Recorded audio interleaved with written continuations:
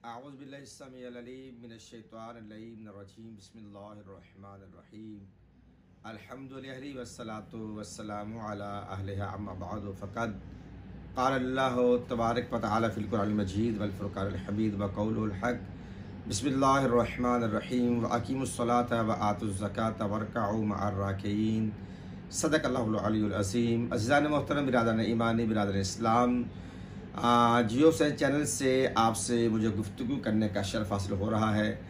वो गुफ्तगू हो रही है कि जो तकरीबन 3 घंटे के लेक्चर में सऊदी अरब में बैठकर तौसीफ़ुर रहमान ने अक्लमंद शियों के लिए कुछ सवालात वो अपने लेक्चर में पे दर पे फेंक रहा है, तो हम अल्हम्दुलिल्लाह शुक्र करते उस परवरदिगार आलम का कि जिसकी अव्वल मखलूक का नाम मोहम्मद व आले मोहम्मद का नूर है कि उन्होंने हमें तौफ़ीक अता फरमाई कि हम उनकी तमाम तर सवालों के जवाबात दे रहे हैं और मोहब्बत में भाईचारे की फ़ज़ा में दे रहे हैं, तनकीदी पहलू से नहीं दे रहे। हालांकि हमारे पास बहुत सारे ऐसे सवालात हैं कि जो हम भी कर सकते हैं, लेकिन नहीं, हमें वतन अज़ीज़ पाकिस्तान का अमन बहुत अज़ीज़ है, बल्कि पाकिस्तान की बका, इसकी सलामती हमें बहुत अज़ीज़ है। तो हम आसान अंदाज में जवाबात दे रहे हैं। अभी तौसीफ़ुर रहमान की आवाज़ का क्लिप आप सुने, फिर हम आगे बढ़ते हैं। जी, वसाइल शिया हुर अल-आमली की जिल्द नंबर 3 सफ़ा 598 में है। और इसी तरह शिया उलमा कहते हैं कि सजदा उस चीज पे करना वाजिब है जो ना खाई जा सके ना पहनी जा सके, इसीलिए अपने माथे के नीचे करबला की मट्टी रखते हैं। अब यहाँ सवाल ये पैदा होता है कि करबला की मट्टी को सिर्फ माथे के नीचे क्यों रखते हैं? तुम्हारे मज़हब में हुक्म कितना है? 8 चीजों पे सजदा करने का। तो करबला की मट्टी माथा, नाक, हाथ, घुटने, पांव, इन सब के नीचे क्यों नहीं रखी जाती? सिर्फ माथे के नीचे इस करबलाई मट्टी को क्यों रखते हो? सिर्फ माथा खास करने की दलील अपने मज़हब की किसी किताब से दे दो। जी अज़ीज़ान मोहतरम, आपने आवाज़ तौसीफ़ुर रहमान की सुनी। उसने किताब का हवाला दिया है जिसमें उसने बहुत सारी ख़यानत की है। जो अबारत है वो ऐन ही उसने नहीं पढ़ी, उसने बहुत सारी चीज़ें उसने छोड़ी हैं और अपनी तरफ से बना के आप साहिबान के सामने उसने ख़यानत की है।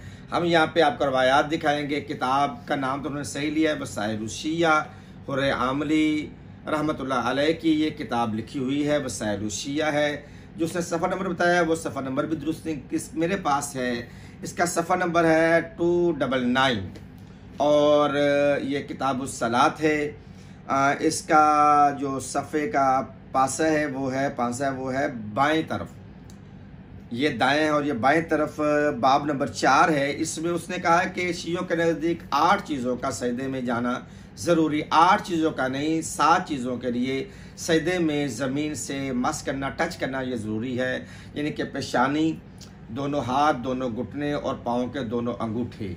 और ये जो किताब मेरे सामने है इसमें नाक को ज़मीन पे रगड़ना ये मुस्तहब है और एक रवायत में है सुन्नत है, वाजिबात में से नहीं है। तो अज़ीज़ान मोहतरम, ये आपके सामने है। मैं इसकी जो अबारत है वो मैं आपके सामने देकर जा रहा हूँ।